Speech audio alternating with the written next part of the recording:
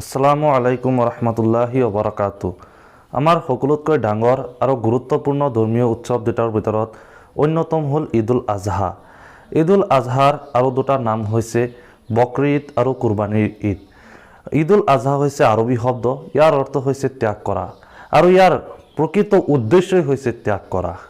কোৰাণৰ ভিত্তিত কুৰবানীৰ প্ৰাৰম্ভিক ইতিহাস। কুৰবানীৰ ইতিহাস খুবেই প্ৰাচীন। আদিম কালৰে পৰা কুৰবানীৰ বিধান চলি আহিছে। আমাৰ আদি পিতা হজৰত আদম আলাইহিছসালামৰ দুই ল'ৰা হাবিল আৰু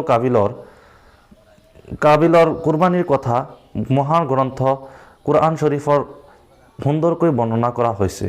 আল্লাহ তাআলাই কোৰআনত কৈছে, আদমৰ দুই পুত্ৰ হাবিল আৰু কাবিলৰ প্ৰকৃত কাহিনীটো যথাযথভাৱে শুনাই দিয়া। যেতিয়া দুয়োজনে কুৰবানী কৰিছিল তেতিয়া এজনৰ কুৰবানী গৃহীত হৈছিল, আনজনৰ কুৰবানী গৃহীত হোৱা নাছিল। সি কৈছিল, মই তোমাক অৱশ্যেই হত্যা কৰিম। অন্যজনে কৈছিল, আল্লাহেতো সংযমীসকলৰ কুৰবানীয়েই কবুল কৰি থাকে। তুমি মোক হত্যা কৰিবলৈ হাত উঠালেও মই তোমাৰ ওপৰত হত্যা কৰিবলৈ হাত নুঠাওঁ। মই আল্লাহ তাআলাক, মই বিশ্বপ্ৰভু আল্লাহ তাআলাকেই ভয় কৰোঁ। ইছলামৰ বিভিন্ন বৰ্ণনা অনুযায়ী হজৰত ইব্ৰাহিম আলাইহিছসালামক সপোনত তেওঁৰ আটাইতকৈ প্ৰিয় বস্তু কুৰবানী কৰাৰ বাবে নিৰ্দেশ দিয়ে। এই নিৰ্দেশ অনুযায়ী হজৰত ইব্ৰাহিম আলাইহিছসালামৰ পুত্ৰ ইছমাইল আলাইহিছসালামক কুৰবানী কৰাৰ বাবে ইংগিত প্ৰদান কৰা হৈছিল। আৰু যেতিয়া হজৰত ইব্ৰাহিম আলাইহিছসালামে আল্লাহৰ আদেশ পালন কৰিবলৈ তেওঁৰ পুত্ৰক কুৰবানী কৰিবলৈ প্ৰস্তুত হৈছিল, তেতিয়া আল্লাহ তাআলাই তেওঁৰ পুত্ৰৰ কুৰবানী কৰাৰ পৰা বাধা দি পেলাই তেওঁ পশু কুৰবানী কৰিবলৈ নিৰ্দেশ দিছিল। আৰু এই বিধান অনুসৰিয়ে আজিৰ মুছলমান সমাজে আৰু আজিৰ মুছলমানসকলে কুৰবানী প্ৰথাটো মানি চলি আহিছে।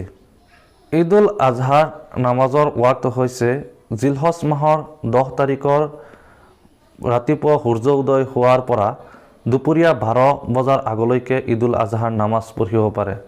যদি কোনোবাই 12 বজাৰ আগতে 10 তাৰিখত নামাজ পঢ়িব নোৱাৰে, তেন্তে 11 তাৰিখৰ পৰা 12 তাৰিখৰ 12টাৰ আগত ঈদুল আজহাৰ নামাজ আদায় কৰিব পাৰে। এতিয়া আমি কুৰবানীৰ বিৱৰণ সম্পৰ্কে আলোচনা কৰিম। ঈদুল ফিতৰৰ দিনা যিবিলাক কাম সুন্নত, সেইবিলাকো ঈদুল আজহাৰ দিনতো সুন্নত। কুৰবানী কৰা ব্যক্তিয়ে কুৰবানী কৰা মাংসৰ দ্বাৰা খোৱা আৰম্ভ কৰা মুস্তাহাব। হাদিছ শৰীফত আছে, হুজুৰ সাল্লাল্লাহু আলাইহি ওয়াসাল্লামে কৈছে, যাৰ কুৰবানী কৰাৰ ক্ষমতা আছে আৰু তেওঁ কুৰবানী নকৰে, তেওঁ যেন মোৰ মহল্লাৰ ওচৰত নাহে।